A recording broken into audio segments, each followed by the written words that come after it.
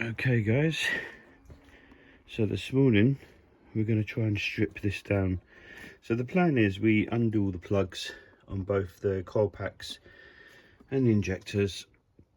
We want to remove the plastic wiring line, and then I guess we will undo the fuel line, get the fuel out that's still in the line, because then we want to lift up the injectors with the line, and that will eventually let us get to this, the inlet manifold. So let's get started. So we're getting there. We've got the fuel line off now. The cabling is to one side. It's a matter of undoing a few more bolts and then trying to get this inlet, air inlet body out. Let me show you the the actual fuel rail. I had to use a pry bar to get it off, but hey ho. These are the condition of the injectors.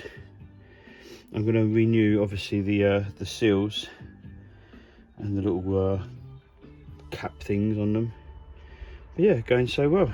Right, so this morning's goal achieved. As you can see, air inlet manifold out, and you can clearly see the oil accumulating, and it seems to me like it was then going out over the back there and dropping down, possibly even both sides, but more importantly on the side where I was seeing the leak.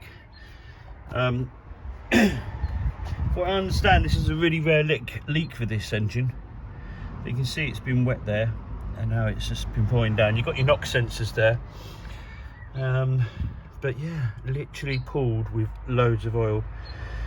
Could be coming from that one, which is an easier one because it looks like it screws off, but if it's the other plugs, I don't know how you get those out at this stage. But yeah, there's the update.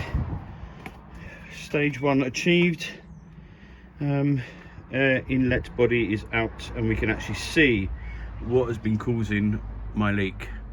As I said, a very rare one for the M113 engine.